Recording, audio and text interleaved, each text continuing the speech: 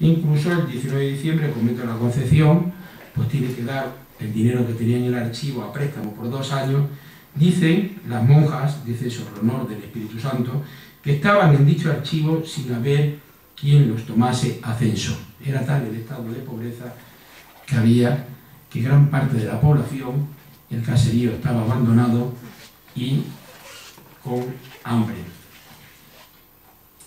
En cuanto a la religión es uniforme, únicamente la religión católica, tras la expulsión de los judíos con los reyes católicos en 1492 y de los moriscos con Felipe III en 1609 y la sofocación de todos los núcleos eramistas en tiempo de Felipe II. Ahora ha sido noticia un poco por la biblioteca que habían encontrado justamente, por ese sello que había desaparecido y reaparecido.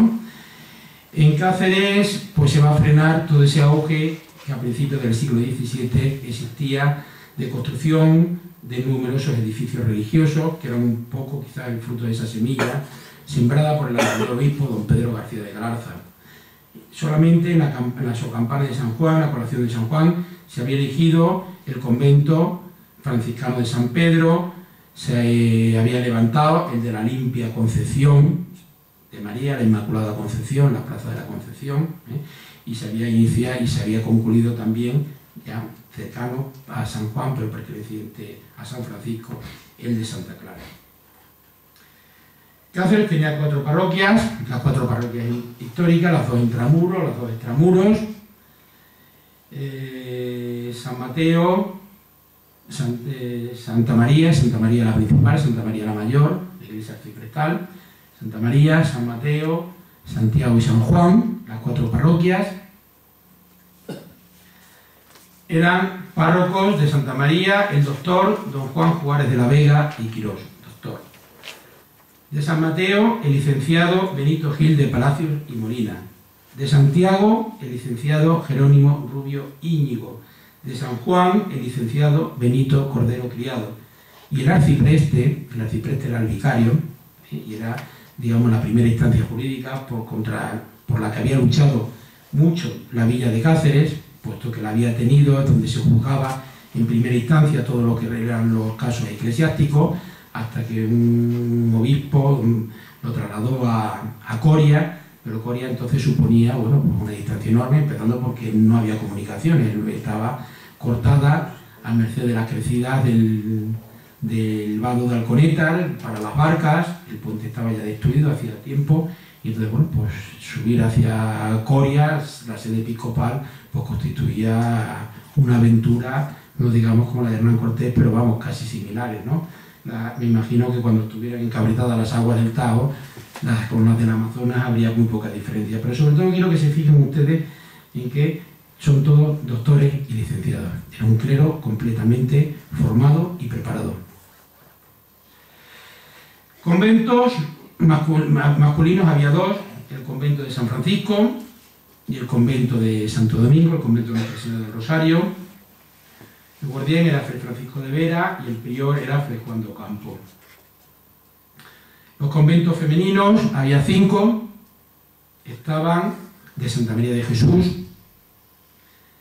en lo que hoy es la sede de la actual Diputación, el convento de San Pablo, el convento de San Pedro, por antigüedad, el convento de San Pedro, el convento de la Concepción, en la plaza de su nombre, y el convento de Santa Clara, los conventos femeninos.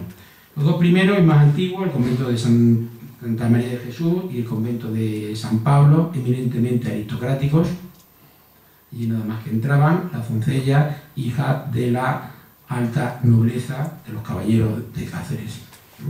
Pues algunos de ellos en su origen estaban divididos casi por bandos, el bando de arriba y el bando de abajo, son más por linajes y familias más que por sector geográfico, pero Carvajales en un lado y Obando en otro, ¿no? Ya en esta época no hay esa rivalidad entre los nobles, pero siguen siendo eminentemente nobles. ¿Qué sucede? Que hay una serie de fundaciones de estos ciudadanos, de estos burgueses, primero burgueses entre comillas, no se puede emplear el término en esta época, que van a fomentar pues una serie de establecimientos femeninos para sus hijas. El primero de ellos va a ser el de San Pedro, cuya historia narré hace ya años en los coloquios históricos, coincidiendo con la barbaridad de que el entonces Cáceres Patrimonio de la Humanidad declarado, y que encima en Cáceres estaba celebrando un congreso por nuestras altas autoridades del Departamento de Arte de la muy ilustre Universidad de Extremadura sobre patrimonio y conservación. En esos días metió la piqueta justamente y se destrozó toda la parte más antigua de este convento, con casas del siglo XV, puesto que eran bastante originales. El convento de San Pedro, lo único que dejaron fue el mirador de las monjas enfrente de la parroquia de San Juan. El convento de la Concepción, exactamente igual. Ahí se va a fundar sobre todo Durán de Figueroa, que es un indiano que regresa a Cáceres con bastante dinero, le va a acrecentar con una serie de cargos reales en la corte, y va a fundar un convento donde van a venir, bueno, pues casi todas hidalgas, ¿eh? Es decir, ya el segundo estadio de la nobleza. Y luego el convento de Santa Clara, que tienen aquí una foto bastante antigua, incluso con las carretas de bueyes de la época. Era priora del convento de Santa María de Jesús, doña Inés Obando, abadesa de San Pablo, doña Isabel Topete de Sotomayor, y su mayordomo era el licenciado Juan de Figueroa Carrillo, que ya hablaremos de él, tratar de la parroquia de San Juan. Ven ustedes los nombres tan aristocráticos: Obando, Topete, Sotomayor, ¿no?, de la primera nobleza. De San Pedro, doña Mariana de Trigueros. De la Concepción, Sor Catalina del Espíritu Santo. Y de Santa Clara, doña Francisca Pacheco, en ese día. Ermitas numerosísimas, muchísimas las que había. Algunas incluso pues estaban ya en ruina por falta de medios para repararlas, en toda serie de pobrezas de ellas, ¿no? Aquí tenemos una serie, bueno, algunas de ellas, la de San Marquino de la Restauración, San Blas de conversión en parroquia, la de Santo Olayo, una de las más antiguas, la de Santo Vito también allí en el cerro, esperemos verla pronto también recuperada. Algunas también se estaban construyendo en 1662, 1661, 1662. Don Juan de Sande y Carvajal, caballero de Calatrava, presidente del Consejo de Hacienda, pues va a reprender pues un deseo del Ayuntamiento de Cáceres muchos años atrás de construir en lo que era la casa del vaquero Gil Cordero, la ermita dedicada a Santa María de Guadalupe, Nuestra Señora de Guadalupe, que en esos años se está construyendo, e incluso también él mismo, a sus expensas, va a restaurar la ermita de San Bartolomé.